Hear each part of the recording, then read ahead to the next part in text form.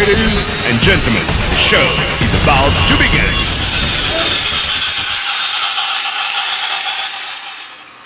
What? What's my idea? I have kids, you know. I don't even like the train. Anyway, welcome to the last episode of the season. We got lots of holiday cheer, so let's get started.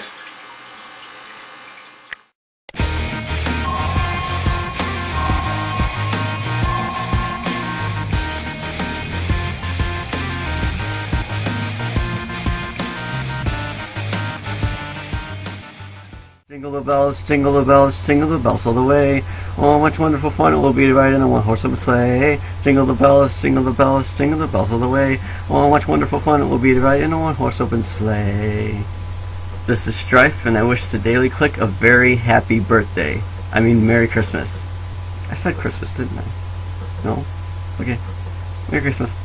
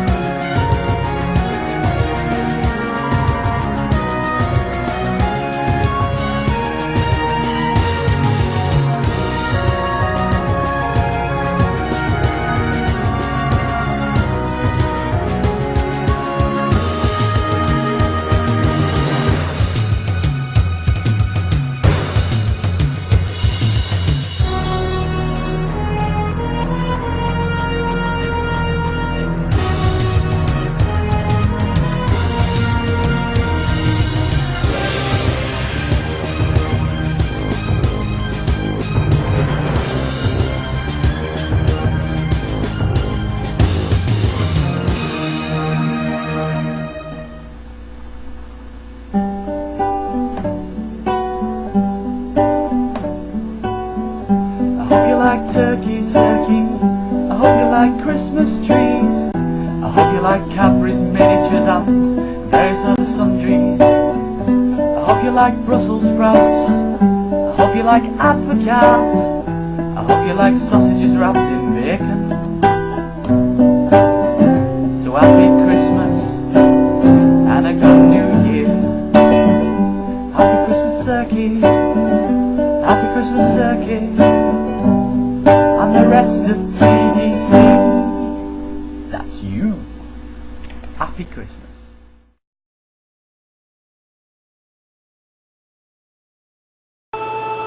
Back in the late 90s, there were a couple of shining stars in the Click gaming community. A few group of developers that really stood out from the rest of the pack. One of those developers was Mark Pay and his multimedia bunker. Mark was really pretty prolific back then and produced a number of classic Click games, of which the Tremor series is probably his best known. One project of Mark's in particular has really weathered the test of time for me. Like everyone else, I was impressed with his Tremor series, but it was Lunatic Rover that really opened my eyes to the fact that I was looking at something pretty special. Mark created Lunatic Rover back in 1999, and I think it still stands out today.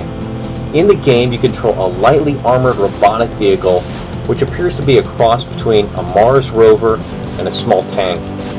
Your somewhat bizarre mission is to rescue a number of politicians from imprisonment by a group of aliens.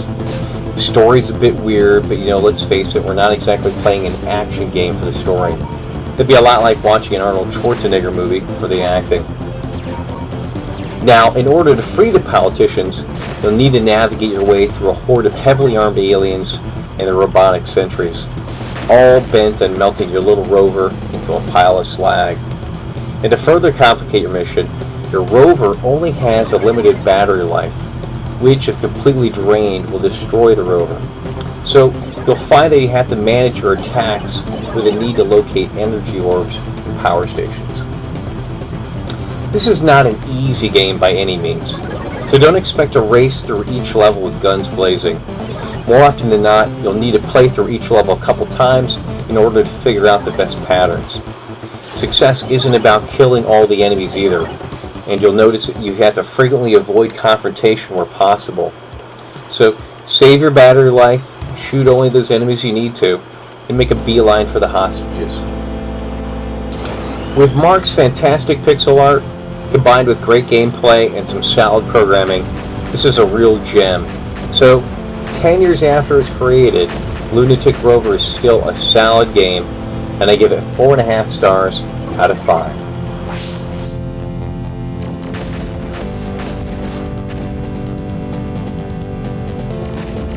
Happy holiday from me, Nasty Man, and Spachtel. Spachtel the cat. Happy holidays! Whee!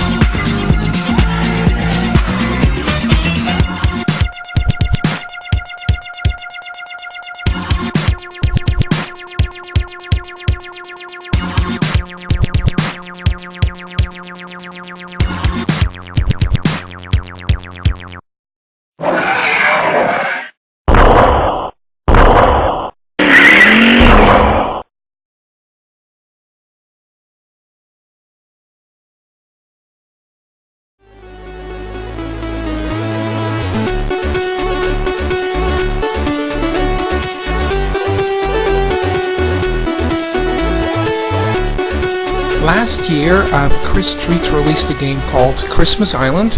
It was a platformer with a twist, and I thought it would be a great idea to review it. The twist being is that the controls are a bit different than your regular platformer. When you play it, you'll figure out why, but basically it's all about timing your jumps and your keystrokes to the left or right. This is where the puzzle element goes in, since you can't just walk and you have to plan your low or longer jumps.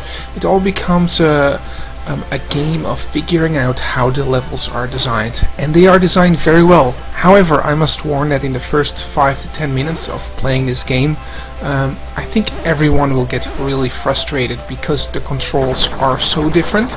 But once you start finishing your first couple of screens, it actually becomes fun. The great thing about this game is also the wonderful cute graphics. It's all Christmassy with some Christmassy tunes. It'll bring you right into the spirit of the holidays, and that's what it's really all about.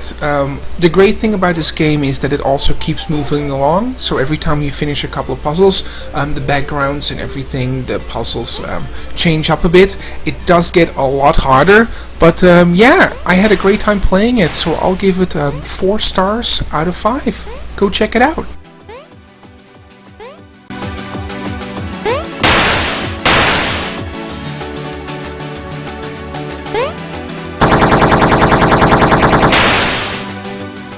Hello to everyone out there, Klikcast. As you can probably tell, I've got a croaky voice. I'll keep this quick and simple. I just want to wish everyone a happy Christmas, a happy New Year. Stay safe, stay merry, don't get too drunk, and don't get fat, because if you get fat, then you'll need to go to the gym in the new year. So have a good Christmas and enjoy it.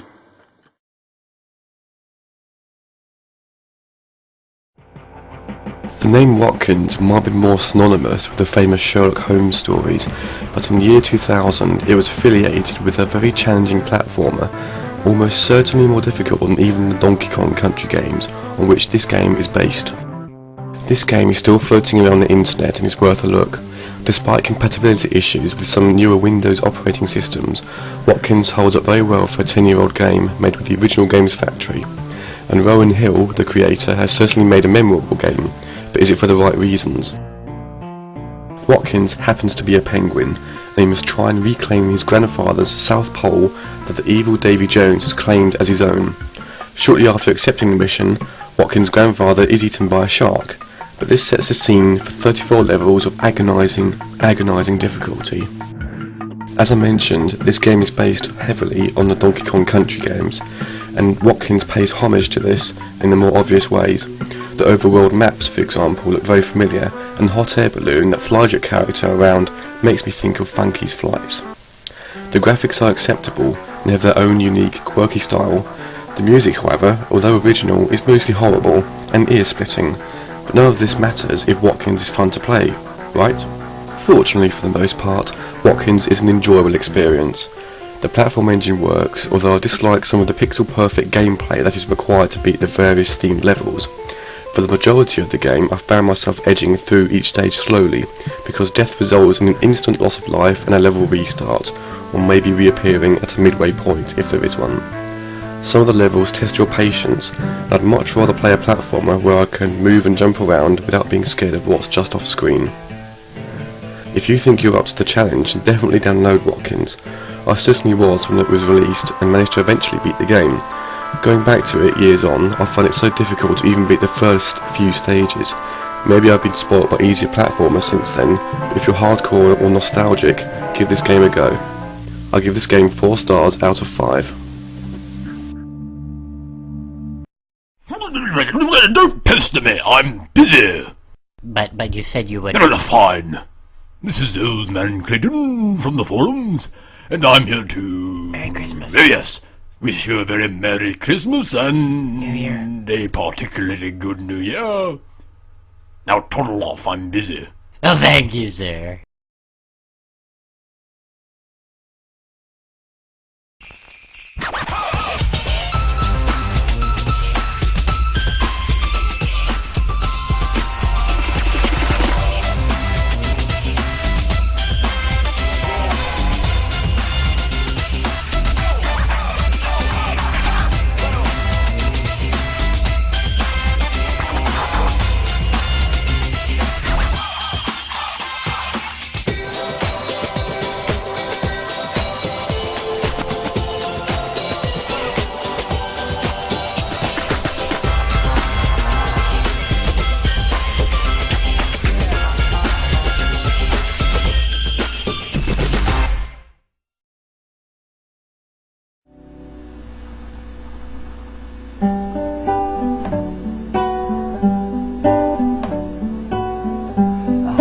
Turkeys, turkey.